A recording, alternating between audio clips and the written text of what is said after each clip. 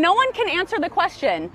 If a Republican was advocating for Prop 50, none of these people would support it. How is this even legal? If Prop 50 was being pushed by Republicans, would you support it? I wish it was being pushed by. No, but you're not answering my questions. If Republicans in California were pushing for Prop 50, would you support it? Republicans in California are not pushing for Prop 50. So your question is nonsensical. No, it's not. Your If Republicans, you can't even answer my question. Yes, I can.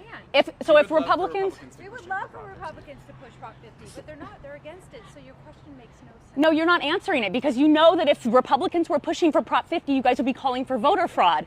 And honestly, it kind of seems like voter fraud now when you guys are leading a bunch of non-English speakers. We are against Prop 50. We are for it. But if the situation was reversed and Republicans wrote Prop 50, would you support it? Republicans wouldn't write Prop 50. That's just not a nonsensical So question. are you saying that Democrats are basically having to redistrict to win? We're fighting back.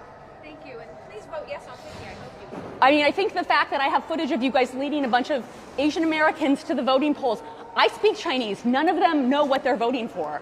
You don't think that's weird? Is that even legal? Ma'am, we're going inside. Great, but you're still here. So if Republicans were pushing for Prop 50, would you support it? If Republicans introduced Prop 50, would you support it? It's a great idea. Yes. Okay, so when Republicans want to redistrict, you're going to support it. If they support Prop 50 the way that it's What if they did it their way? Can you please go outside? We're over this. We've given you plenty of fucking time. We need the state of Virginia. We need the state of Maryland. We need our friends in New York, in Illinois, in Colorado. We need to see other states with their remarkable leaders that have been doing remarkable things meet this moment head on as well, to recognize what we're up against in 2026. And let me make this crystal clear. We can de facto end Donald Trump's presidency as we know it the minute Speaker Jeffries gets sworn in as Speaker of the House of Representatives. It is all on the line, a bright line in 2026. All right, guys, so we got to talk about the scam that Gavin Newsom has executed on the voters of California, the Democrat voters of California, who obviously are really dumb, right? And I'm just going to outright say that because this video is going to prove exactly what I'm talking about, because they decided to pass Prop 50. Even though they really don't want it, they voted for it out of Trump derangement, okay? And I want to talk about it because I think that this is the reality of the current state of politics, and why is it that I am not a big believer in quote-unquote democracy, right? It's because of stuff like this. So let's go ahead and get into Prop 50 passing. Prop 50 is going to allow California to gerrymander their state even more than it already is, so that the Democrats can fight Trump, so that they can potentially get 5 more seats in the House in order to counter the Republicans and their redistricting efforts. And I mean, I guess in the long run, I mean, I don't think this is going to work out for Democrats because I think the Republicans have more ammunition when it comes to redistricting. This is a massive miscalculation by Gavin Newsom. He thinks he's won tonight. He's the loser long term, because what he did here has 2 effects. Nationally, it has prompted more redistricting by Republicans around the country. He can't even do the math. He may have gained 5 tonight if this result is confirmed, but there are going to be many more than that from other states prompted by what Newsom started here. And so this could be, tonight, Gavin Newsom, the person who guaranteed that President Trump and the Republicans hold the House next year. So we're going to see how this works. But again, what I want to talk about here is why is it that California voters voted for this despite not actually really wanting it. So without further ado, let's get into it. Numbers are still being counted, but it's pretty much what you would think it would be. As we were talking about earlier, kind of District 1, the California-Oregon border here, where incumbent Republican Doug Lamalfa sits. It's kind of what you would expect. People are overwhelmingly voting no. You look at Modoc County, you look at Siskiyou County, I mean, and even Lassen County. I mean, no doubt here that they are still voting no against Prop 50. But let me take you out to District 3 here. Let's go to Kevin Kiley's district. Some interesting numbers here. I want to start first in Placer County. Again, District 3, Kevin Kiley, right along the California-Nevada border here. Placer County, kind of close right now. Again, ballots are still being counted, but Placer County, yes, 48%, no, 51%. Let's go up to Nevada County. Green right now, 55%. And then I'll even go up here to Sierra County. You're looking at 36%. Yes, 64%. No. Let's go home here in Sacramento, though. Again, what you would typically expect. Yes, 61%. No, 32. And so I feel like what we're seeing here now is exactly what Rob and Andrew were alluding to, is people that were going to vote no are going to vote no. People that are going to vote yes are going to vote yes. And you're really seeing that. I mean, look across the coast here. You can see majority voting yes right now. And then even as we get down here to Los Angeles, I mean, Los Angeles, no surprise here, 74% voting yes, no for 25%. A tight race, though, that I was looking at right now, Fresno County. Take a look at Fresno County. Yes, 50%, no, looking at 49%. Going towards the Bay Area, Contra Costa County, overwhelmingly, yes, 72, no, 27. I do just want to remind everybody, ballots are still being counted. Numbers are still coming in. But when you typically look at this map, Chris, as we were talking about, it looks like everybody's kind of voting what you would typically expect. I don't see anything really. Yeah. What happened is that Democrat voters voted to essentially take away representation in Congress from Republicans, right? Democrats voted to, again, not have Republicans represented, right? That's what they voted for, okay? And Republicans voted to maintain their representation, and that's what happened. Again, California is a blue state. Democrats voted for more power and control to basically say, hey, Republicans, you have no say in what happens in our state. You have no representation. Like, quite literally, taxation without representation is what Democrats voted for, right? That is how power hungry these people have become because of Trump derangement. And this video right here that I'm about to show you guys, I'm about to play for you guys in regards to the reason why these people voted for this, tells you everything you need to know about how stupid some of these voters actually are. Take a look. The yes vote in particular with Prop 50.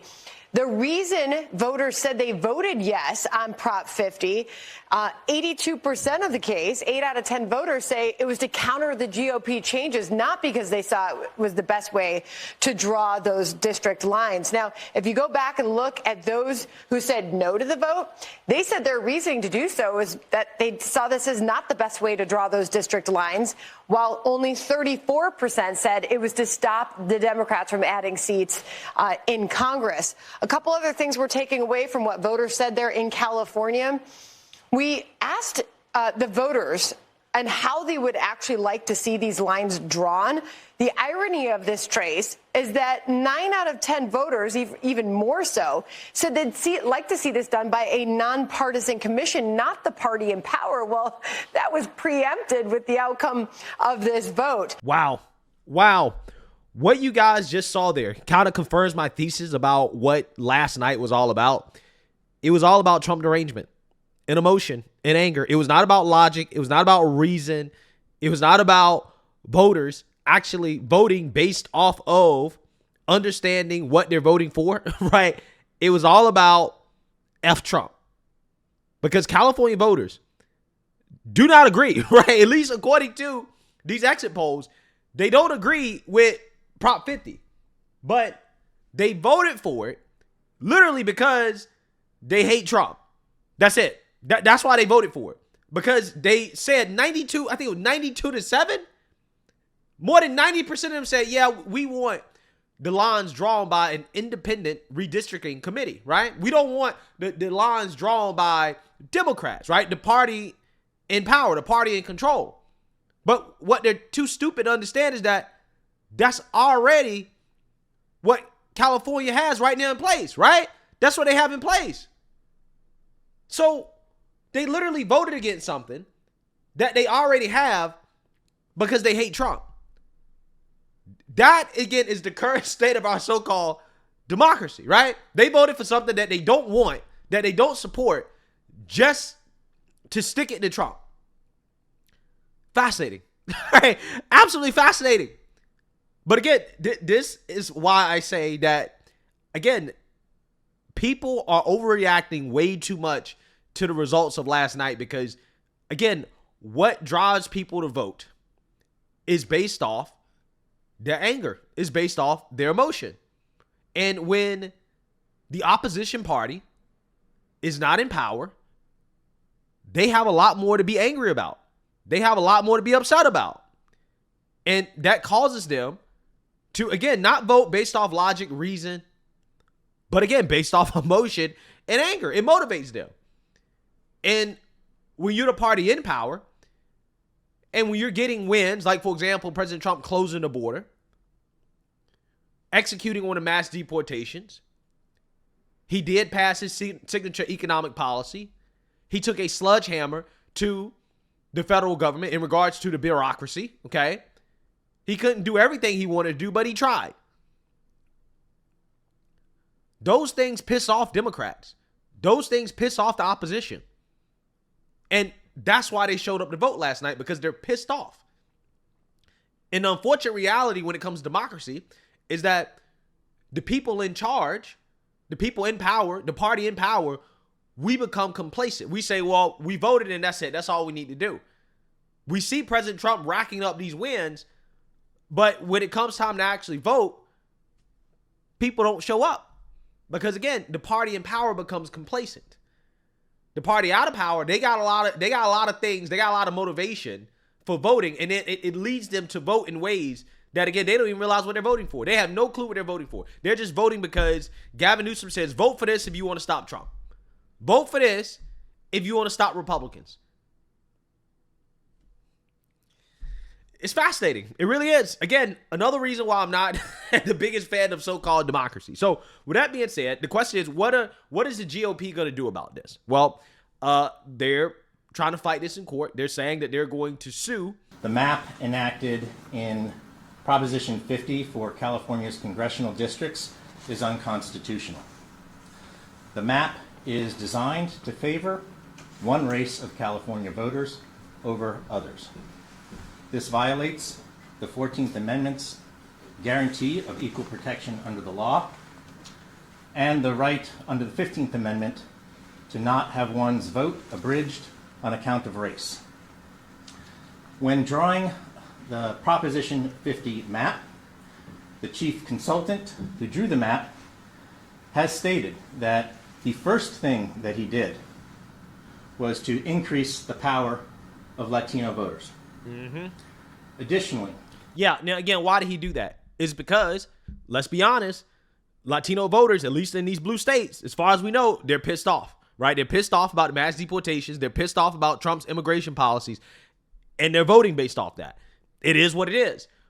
That's what happens when you win, right? When you win, your opposition gets pissed off, and then they vote, okay? That's what people got to understand. So California decided we're going to take advantage of the fact that they're pissed off, and we're going to draw maps based off race in order to create districts where it is likely that these pissed off Hispanics are going to vote for Democrats, right? And that's how we're going to get rid of Republican seats.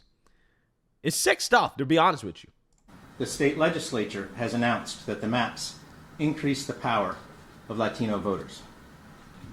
The Prop 50 maps accordingly increased the number of districts in which Latinos are favored to win the election or win their preference in the election from 14 to 16 of California's 52 congressional districts. When states racially gerrymander their voting districts, the Supreme Court has permitted a limited exception to the Constitution. That exception requires, among other things, that the favored voters are a minority whose preferred candidates cannot get elected because of the votes of another majority race. Due to California's marvelous diversity, of which we are all proud, Hispanics make up the most voters in the state. They're playing that reverse Uno card. They're playing the reverse Uno on Democrats. I love to see it, right? I love to see it. Basically, what they're saying is that, hey, drawing these maps based off Hispanics, based off race, who are majority in the state, you're diluting the votes of whites, right, and black people and others. Okay, we know blacks aren't voting Republican, but I'm just throwing that in there. Anyways, whites, right? You are discriminating against whites, right? This is anti-white discrimination because of how you're drawing your maps in favor of Hispanics who are the majority. Again, this is the reverse Uno on Democrats, on Gavin Newsom. There is no majority race in California more than Hispanics. Hispanics have had fantastic success in electing candidates of their choice. Accordingly, California cannot meet this exception. The exception also requires not that we come up with some kind of after-the-fact rationalization for the maps, but that in fact the legislature considered the evidence and the analysis that required racial gerrymandering to avoid violating people's civil rights. The record we have establishes that before the maps were voted upon and after, analyses were conducted that concluded that there was no voting rights problem in California's prior maps for the legislature to remedy. Further, there is no evidence whatsoever that the California legislature in fact circulated any such analysis to the legislatures for them to consider when they cast their votes to launch Proposition 50. Accordingly, California cannot satisfy the Supreme Court's exception, and Proposition 50 will be found unconstitutional. Yeah. So you seen that, you heard that. They're going to sue. I don't know if the lawsuit is going to be successful, but what I do know is that, again, they're playing the reverse Uno card on Democrats here, right? When it comes to the whole racial gerrymandering thing. So we're going to see how it goes. My point is that, again, people are not voting based off of logic and reason. They're voting based off emotion. And because President Trump has had a pretty successful first 8 to 9 months of his presidency, the opposition is upset. And that's what people got to understand. That's what people have to understand. They wouldn't be this upset if the president was not successful. Because he's successful, this is why you have the opposition so angry and upset. This is why they're in the streets. What we have to do as Republicans is to actually show up and vote. We have to reward the president for his success and for executing on his promises, or attempting to execute, putting in a good faith effort to execute on his promises. That is what people got to understand. And unfortunately, last night, Republicans didn't show up. But again, we're talking about blue states, blue cities. They're upset. Yeah, they're upset, but they're upset because we're winning. So people got to understand that. And when you're winning, your opponents are going to be pissed off. And this is going to happen. So that's why people shouldn't be so doom and gloom about last night. It's kind of annoying to me because it's like, you got to understand, this is what happens. Democrats got blown out after they passed Obamacare. They got blown out. Well, why did they get blown out? Well, it's because when you score major wins, the opposition party gets upset. They get mad. They're more motivated to vote. The problem is that when you're in power, you become complacent. So what we have to make sure is that during the midterms, that we don't become complacent when these elections actually matter. Okay? So let me know what you guys think. Make sure you like, comment, and subscribe. Most importantly, share a Black conservative perspective. Peace.